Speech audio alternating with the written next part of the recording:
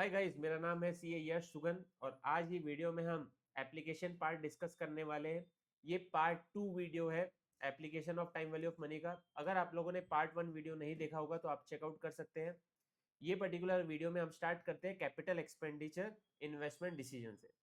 तो गाइज एक बहुत ही बेसिक कंसेप्ट से स्टार्ट करेंगे। आप एक सीए स्टूडेंट है, ठीक है। मुझे एक बात बताइए, क्या आप एक लॉस वाला सौदा करना पसंद करेंगे? तो मैक्सिमम स्टूडेंट्स का 100% स्टूडेंट्स का यही आंसर होगा कि सर जब पता है कि लॉस होने वाला है तो क्यों हम वो पर्टिकुलर इन्वेस्टमेंट करेंगे। तो गाइज यही कैपिटल एक्सपेंडिचर डिसीजन आपको लेना है, ठीक है। अब डिसीजन कैसे लेना, पता कैसे करना कि लॉस हो रहा है कि फायदा हो रहा है। चलिए एक एग्जाम्पल के साथ मैं आपको बताऊंगा। फॉर एग्जाम्पल मान लीजिए अगर आपको 1 लाख रुपए की मशीनरी लेना है, इन्वेस्ट करना है मशीनरी में।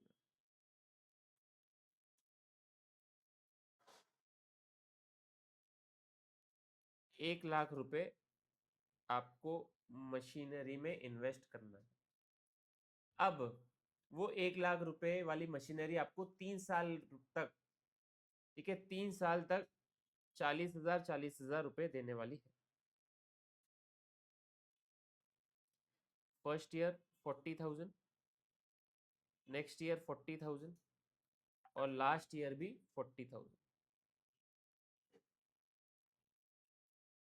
अब कोई भी नॉर्मल पर्सन रहेगा तो वो क्या सोचेगा, 40 40 40, ठीक है, 3 बार 40 हो रहा है, ठीक है। 1,20,000 रुपए मिल रहे हैं, खर्च आज 1 लाख रुपए करना है, 20,000 रुपए का प्रॉफिट। देखिए नॉर्मल इंसान सोचता है, बट एक सीए स्टूडेंट ऐसा नहीं सोचेगा। सीए स्टूडेंट बोलेगा सर आज 1 लाख रुपए खर्च करना है, बट जो 40,000 आने वाले ना सर, वो 1 साल 2 साल 3 साल के बाद आने वाले हैं। तो एक काम करते हैं सर, ये जो 40,000 है ना उसको आज के डेट में लेके आते हैं। जो 2 साल बाद के 40,000 है ना उसको भी आज के डेट में लेके आते हैं। 3 साल बाद के 40,000 है ना उसको भी आज के डेट में लेके आते हैं। और जो लमसम अमाउंट आता है ना उसको फिर कंपेयर करते हैं 1 लाख रुपए के साथ, ठीक है। मान लीजिए रेट ऑफ इंटरेस्ट जो चल रहा है वो 5% चल रहा है। अब देखिए आज के डेट में लेके आना, लमसम अमाउंट आज बताना, इंस्टॉलमेंट बाद में है, प्रेजेंट वैल्यू ऑफ एन्युटी का कंसेप्ट हो जाता है। चलिए कैलकुलेटर पे लेना है, 1+i मतलब 1.05 divide equals to 3 times 1 2 3 GT कर देंगे तो 2.723 आ रहा है इनटू द एनुइटी 40,000।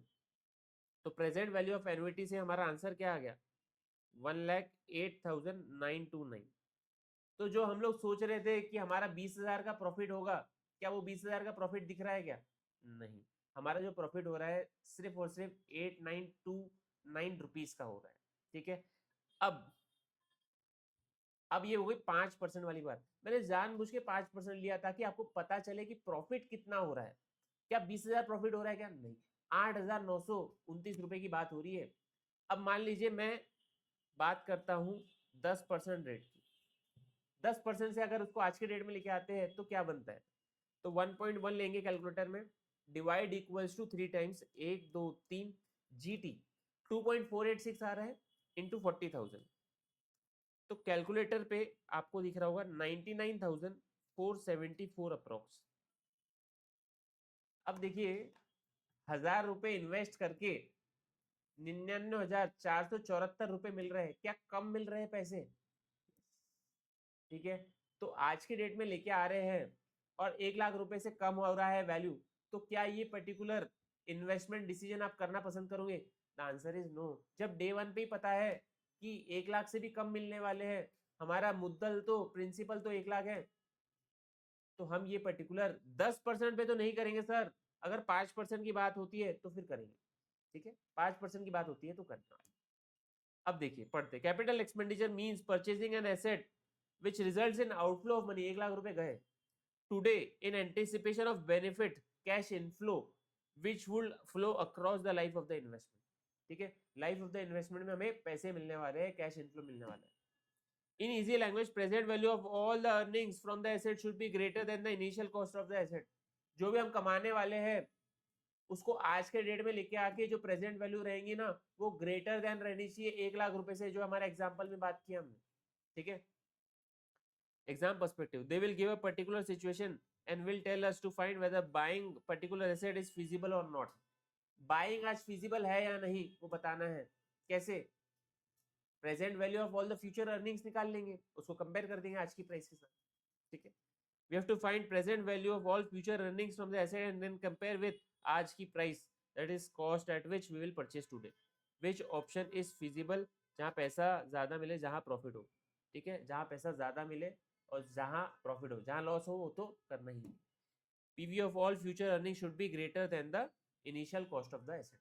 बहुत ही इजी कंसेप्ट है, एग्जाम्पल समझते हैं। A machine can be purchased for ₹50,000. Machine will contribute 12,000 रुपए per year for the next 5 years. Assuming the borrowing cost of 10% annually, determine whether machine should be purchased or not. तो एक काम करते हैं ना सर, एक बार चेक कर लेते हैं। आज अगर हमें खर्च करना पड़ रहा है तो 50,000 रुपए देने पड़ रहे हैं, और मशीन हमें 12,000 रुपए 5 साल तक देगा। 1 2 3 4 और ये 5, तो 12 12 12 12 और 12। आप बोलोगे सर 12,000 5 साल मतलब 60,000 की बात होगी। 60,000 रुपए मिल रहे हैं और 50,000 रुपए देना पड़ रहे हैं, 10,000 का फायदा। बेटा ये नॉर्मल लोग बोलेंगे, एक सीए स्टूडेंट ऐसा नहीं बोलेगा। वो बोलेगा सर 1 साल 2 साल 3 साल 4 साल 5 साल के बाद वो 12,000 मिलने वाले हैं, और जो 50,000 खर्च करना है ना वो आज करना है। तो एक काम करते हैं ना, जो इंस्टॉलमेंट में हमें मिलने वाले हैं ना उसको आज के डेट में लेके आ जाते हैं सर। तो ये 12,000 12,000 12,000 12,000 को आज के डेट में लेके आ जाते हैं प्रेजेंट वैल्यू ऑफ एन्युइटी के फॉर्मूले से।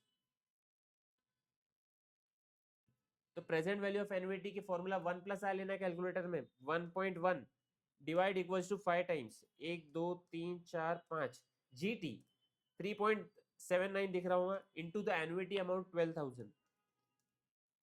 तो यहाँ पे आ रहा है 45,489.44।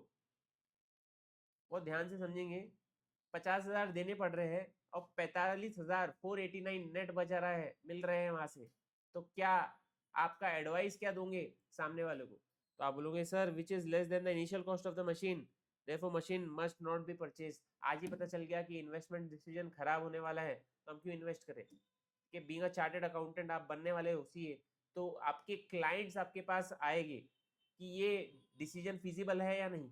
Being a practicing chartered accountant मेरे पास इवन जो मैन्युफैक्चरिंग यूनिट वाले क्लाइंट्स रहते हैं वो हमसे पूछने आते हैं कि सर इससे ये मशीन से हमारा ये सेविंग हो रही है तो क्या फिजिबल है या नहीं। या हमारे पास आ रहे हैं, हम लेने वाले हैं, तो हम उनको बताते हैं कि सामने से कि सर ये पर्टिकुलर मशीनरी आपके लिए फिजिबल नहीं है क्योंकि यहाँ पे तो नुकसान वाली बात हो रही है। चले नेक्स्ट एग्जांपल है अ machine with useful life of 7 years cost ₹10,000। तो with while another machine with useful life of 5 years cost 8,000। तो दो मशीन्स की बात हो रही है। एक मशीन जो है वो 10,000 रुपए की है, ठीक है, दूसरी मशीन जो है वो 8,000 रुपए की है। इसकी जो यूजफुल लाइफ है वो 7 years है और इसकी यूजफुल लाइफ है 5 years। ठीक है, the machine saves a labour expense of ₹1900 annually. तो यहाँ पे जो सेविंग्स हो रही है वो कितने की हो रही है? ₹1900। और यहाँ पे हो रही है in the second one saves the labour expense of 2200, यहाँ पे हो रही है 2200 annually. Determine the preferred course of action, assume cost of borrowing as 10%। तो I इज इक्वल टू 10%। तो आप बोलोगे सर दो ऑप्शन है हमारे पास, एक 10,000 वाली मशीन है उसमें 7 साल तक के 1,900 रुपए की सेविंग होने वाली है, एक 8,000 रुपए वाली मशीन है जिसमें 5 साल तक के 2,200 रुपए सेविंग होने वाली है। ठीक है, तो देख लेते हैं किसमें ज्यादा कितनी सेविंग हो रही है। तो एक काम करते हैं ना सर, ये जो 10,000 है वो आज खर्च करने पड़ रहे हैं, और जो 1,900 मिलने वाले हैं ना सर वो 1 साल 2 साल 3 साल 4 साल 5 साल 6 साल 7 साल बाद मिलने वाले हैं। तो ये जो 1,900 रुपए 7 बार 7 इंस्टॉलमेंट में मिलने वाले हैं ना, उसकी आज की डेट में वैल्यू निकाल लेते हैं और फिर इसको कंपेयर कर लेंगे सर जो 10,000 रुपए आज आउटफ्लो होने वाला है। ठीक है, तो कैलकुलेटर पे सर 1 प्लस आई लेना है 1.1 डिवाइड इक्वल्स टू कितने बार करना है, 7 टाइम्स, 1 2 3 4 5 6 7 जीटी, जीटी कर दिया तो 4.8684 आ रहा होगा, इनटू 1900 कर लीजिए, तो यहाँ पे देखिए लिख के आ रहा है 9249.99 अप्रोक्सीमेटली 9250।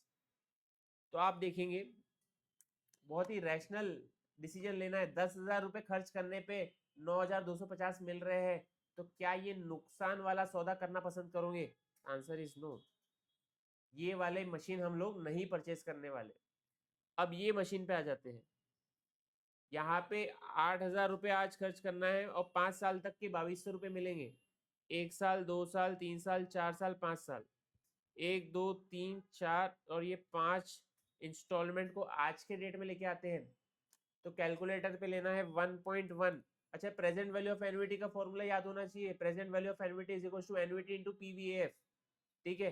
तो 1.1 लेना है, divide equals to 5 times, 1 2 3 4 5 GT, तो 3.7907 आ रहा है, इनटू कर लीजिए 2200, तो आप लोगों की कैलकुलेटर की स्क्रीन पे 8339.7 आ रहा है।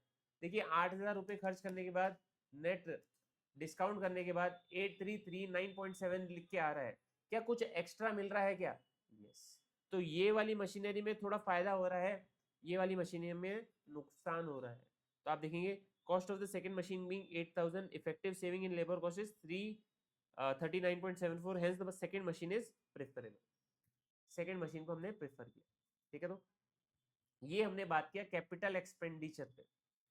नेक्स्ट कंसेप्ट पे आ जाते हैं, वैल्यूएशन ऑफ बॉन्ड्स। अब देखिए बॉन्ड आप लोगों को सभी को पता है क्या एक डेट सिक्योरिटी होता है। Yes, a bond is a debt security in which the issuer owes the holder a debt and is obliged to repay the principal and interest। ठीक है, प्रिंसिपल अमाउंट भी बाद में मिलेगा सबसे लास्ट में मैच्योरिटी पे, और इंटरेस्ट भी मिलेगा daily month sorry yearly basis पे, जनरली ईयरली बेसिस पे। Bonds are generally issued for a fixed term longer than 1 year, ठीक है, fixed term longer than 1 year. They will give a particular situation, will tell us whether the buying bonding is feasible और not. आज के date में bonds को bye करना feasible है या नहीं। In easy language we will proceed is, will find present value of at interest rate which we require of all the future proceeds from the bond including the maturity value, that is interest received from the bond. We will find present value of annuity for coupon interest received every year, and for the maturity we will find present value by normal compound interest formula। तो अभी आपको पढ़ने से कुछ समझ में नहीं आएगा, एक क्वेश्चन पहले करेंगे उसका, फिर बाद में वापस यहाँ आए। तो देखिए गाइस यहाँ पे क्वेश्चन दिया हुआ है, an investor intends to purchase a 3-year 1,000 rupees par value bond having nominal interest of 10%. What is the price of the bond may be purchased now if it matures at par and the investor requires the rate of returns of 14%। तो बहुत ही ध्यान से मेरी बात समझेंगे sir. तो आप बोलोगे कि हमें आज 1,000 रुपए देने पड़ रहे हैं और हमें 5 साल तक के, 5 साल बोला गया है क्या, नहीं 3 years, 3 साल तक के 10% के हिसाब से, कूपन रेट के हिसाब से ब्याज मिलने वाला है। तो फेस वैल्यू है 1,000, 1,000 का 10% हो गया 100 रुपए, 100 रुपए, 100 रुपए। बट क्या आपको मैच्योरिटी पे प्रिंसिपल अमाउंट भी मिलने वाला है कि जो फेस वैल्यू है? तो गाइज यहाँ पे 1,000 रुपए भी मिलने वाले हैं, ठीक है। अब आप बोलोगे सर एक काम करते हैं ना, अभी तक के जो कंसेप्ट हमें समझाना सर वैल्यूएशन का, वो ऐसा है कि जो भी पैसा मिल रहा है ना उसको आज के डेट में कंपेयर करने के लिए लाते हैं। तो आप बोलोगे सर ये जो 100 रुपए 100 रुपए 100 रुपए है उसको आज के डेट में लेके आ जाएंगे। अब इसको आज के डेट में लेके आ जाएंगे प्रेजेंट वैल्यू ऑफ एन्युटी के फॉर्मूले से, बट ये जो 1,000 रुपए बचा कुचा है एक ही अमाउंट है, ये जो 1,000 रुपए है जो यहाँ पे है उसको हमें कैसे लाना है? 1,000 रुपए,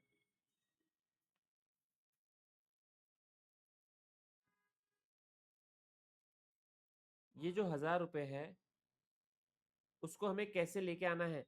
ये तो एक अकेला 1,000 रुपए खड़ा है 3 साल बाद, तो इसको नॉर्मल कंपाउंड इंटरेस्ट के फॉर्मूले से आज के डेट में लेके आएंगे, क्योंकि ये इंस्टॉलमेंट में नहीं है ना। अगर ये इंस्टॉलमेंट में होता तो इसको प्रेजेंट वैल्यू ऑफ एन्युटी के फॉर्मेट में ला लिए रहते, बट ये एक अकेला अमाउंट खड़ा है 3 साल बाद, तो 3 साल बाद के अमाउंट को आज के डेट में लेके आना है कंपाउंड इंटरेस्ट वाला जो फॉर्मूला है, amount is equal to principal into 1 + n से। चलिए सबसे पहले हम प्रेजेंट वैल्यू ऑफ एन्युटी से जो 100 रुपए हमें मिलने वाले इंटरेस्ट के 3 साल तक के उसकी वैल्यू निकाल लेते हैं। तो कैलकुलेटर पे लेना है 1.14 डिवाइड इक्वल्स टू कितने बार करना है 3 times 1 2 3 then GT into the annuity amount 100। तो इसका जो प्रेजेंट वैल्यू ऑफ एन्युटी आया इंस्टॉलमेंट्स का 232.16, यह है 232.16। अभी जो 1000 रुपए है ना उसको आज के डेट में लेके आना है, तो वो लेंगे amount is equal to principal into 1 + i to the power n। अब p मतलब प्रेजेंट वैल्यू की बात हो रही है, p मतलब प्रेजेंट वैल्यू की बात हो रही है, तो p is equal to amount divided by 1 + i to the power n। Amount कितना है, अमाउंट है 1000 divided by 1.14 to the power 3, 3 साल बाद का है। तो एक काम करेंगे कैलकुलेटर पे, कैलकुलेटर पे पहले 1.14 ले लेंगे, ठीक है, पावर 3 है, इंटू इक्वल्स टू 2 बार कर लीजिए, 1.481544 आ रहा होगा, डिवाइड इक्वल्स टू कर लीजिए, डिवाइड इक्वल्स टू इंटू 1000, तो ये आ रहा है 679.97, और इन दोनों को अगर मैं जोड़ता हूं तो कितना आ जाता है 232.16, ये आ जाता है 907.13, ठीक है, अप्रोक्सीमेटली हमारा आंसर भी मैच हो रहा है। अब आप बोलोगे सर एग्जाम में क्वेश्चन कैसा आएगा, ये तो वैल्यूएशन कर लिया। अब देखिए यहां तक के बात खत्म नहीं होती है। अगर मान लीजिए एग्जाम में क्वेश्चन आता है कि आपके पास ये बॉन्ड मार्केट में 950 रुपए में मिल रहा है, 950 रुपीज में मिल रहा है, तो क्या आप पसंद करना बाय करना पसंद करोगे? तो आप बोलोगे सर मेरे वैल्यूएशन के हिसाब से 907 रुपए होती है वैल्यू, मार्केट में 950 में बिक रहा है, तो क्या ओवर वैल्यूड है? यस। अगर मार्केट प्राइस, ये पर्टिकुलर क्वेश्चन की बात कर रहा हूं, मार्केट प्राइस अगर 950 है तो क्या ये ओवर वैल्यूड हो जाता है? ओवर वैल्यूड मतलब मार्केट में ओवर वैल्यूड है, तो क्या बाय करना पसंद करोगे? क्या बाय करोगे? बाय करोगे? नो। क्यों ज्यादा में खरीदे हम, हमारे हिसाब से इसकी वैल्यू 907 रुपए है, तो क्या बाय करना पसंद करोगे? नो, बाय नहीं करेंगे। क्यों? क्योंकि अगर 907 या उससे कम में मिल रहा है तो ही बाय करेंगे, ज्यादा पैसे क्यों दे? अच्छा आपके पोर्टफोलियो में ऑलरेडी है, आपके पोर्टफोलियो में ऑलरेडी ये पर्टिकुलर बॉन्ड है, तो 907 रुपए वाली चीज को 950 में बेचना पसंद करोगे क्या? Answer is yes. समझ में आया? Very important. पैसा ज्यादा मिल रहा है ना तो बेचेंगे, और ज्यादा देना पड़ रहा है तो देंगे क्या? नहीं। मान लीजिए अभी मार्केट प्राइस जो है, मार्केट प्राइस मान लीजिए 890 है, मार्केट में अगर 890 में मिल रहा है तो क्या ये अंडर वैल्यूड है? क्या ये अंडर वैल्यूड है? The answer is yes. Market में अगर कम में मिल रहा है तो ये अंडर वैल्यूड है। क्या बाय करना पसंद करोगे? क्या बाय करना पसंद करोगे? The answer is yes. कम में मिल रहा है तो क्या बाय नहीं करेंगे? क्या ऑफ कोर्स बाय करेंगे। और मान लीजिए आपके पोर्टफोलियो में ऑलरेडी है तो बेचना पसंद करोगे क्या? तो बेचना पसंद करोगे? द आंसर इज नो, बेचना पसंद नहीं करेंगे। हमारे हिसाब से इसकी जो वैल्यू है वो 907 रुपए है। हमने आज मार्केट में भले ही कम चल रहा है वैल्यू, बट हम कम में क्यों बेचे? हमारे हिसाब से तो वैल्यूएशन ज्यादा है। यस, कम में मिल रहा है तो लेंगे, ज्यादा में बिक रहा है तो बेचेंगे। ठीक है, वैल्यूएशन समझ में आ गया बेटा? Yes. Present value of all the future earnings हमने निकालना है, तो 100 रुपए 100 रुपए 100 रुपए जो कूपन रेट के हिसाब से ब्याज मिलता है उसको आज के डेट में लेके आ गए, और जो मैच्योरिटी पे जो फेस वैल्यू मिलती है उसको कंपाउंड इंटरेस्ट के फॉर्मूले में आज के डेट में लेके आ गए, उन दोनों को टोटल कर दे, वो आपकी वैल्यूएशन हो गई। और अगर मुझे बाय करना है तो मैं कम में बाय करूंगा, और अगर मुझे बेचना है तो मैं ज्यादा में बेचूंगा। कंसेप्ट क्लियर हो गया? ऊपर भी वही लिखा हुआ है। इन easy language how will proceed is we will find present value of at interest rate which we require of all the future proceeds, जो यहाँ पे 14% था, from the bond including the maturity value, that is interest received from the bond. We will find present value of annuity of coupon interest received every year. Present value of annuity के फॉर्मूलेट से जो interest मिला है उसको लेके आएंगे, and maturity, and for maturity we will find present value by normal compound interest formula. ठीक है, तो we have to find present value of all future cash inflows from the bond and then compare with आज की price of the bond, that is cost at which we will purchase today, या बेचेंगे या sell today. Which option is feasible? जहां bond कम में मिल रहा है तो feasible हो जाएगा, yes, यहाँ profit होगा, कम में मिल रहा है. In this case we will purchase bond.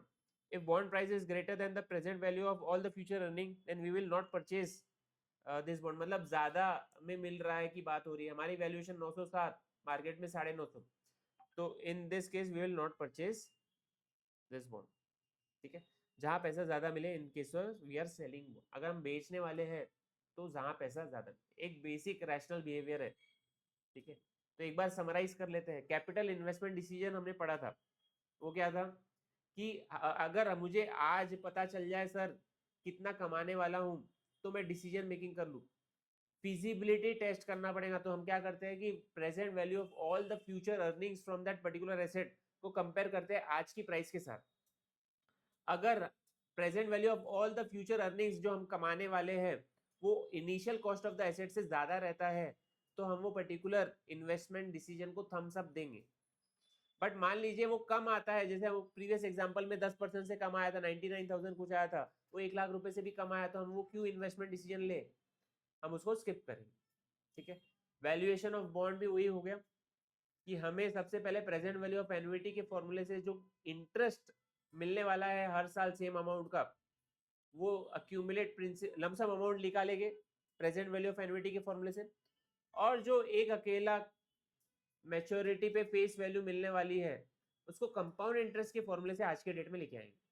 ठीक है, उन दोनों को ऐड कर देंगे, ये आपका वैल्यूएशन हो गया. और अगर आप खरीदार है तो कम में मिल रहा है बॉन्ड मार्केट प्राइस के हिसाब से तो हम खरीदेंगे, और अगर आप बेचने वाले हैं तो ज्यादा में बिक रहा है तो बेचेंगे. इसके अलावा आपका आंसर नो होना चाहिए, फिजिबिलिटी नो होनी चाहिए. ठीक है, तो गाइस ये हो जाते हैं दो particular application part time value of money chapter के. इसी टाइप के इंटरेस्टिंग और इंफॉर्मेटिव वीडियोस के लिए हमारे चैनल को सब्सक्राइब करिए. हम लोग आने वाले वीडियोस में और भी एप्लीकेशन पार्ट डिस्कस करने वाले हैं, जैसे CAGR, NPV, ठीक है, nominal rate of return, perpetuity, growing perpetuity, सारे डिस्कस करेंगे. बहुत ही इंपॉर्टेंट चैप्टर्स हो जाते हैं, बहुत ही इंपॉर्टेंट कंसेप्ट हो जाते हैं. चैप्टर तो बहुत इंपॉर्टेंट है ही. तो गाइज अगर आप लोगों ने सब्सक्राइब नहीं किया होगा तो चैनल को सब्सक्राइब कर लीजिए. आप लोग मेरे इंस्टाग्राम चैनल को भी फॉलो कर सकते हैं, और कुछ डाउट्स रहते हैं, कुछ कंफ्यूजन रहते हैं तो आप मुझसे पूछ सकते हैं.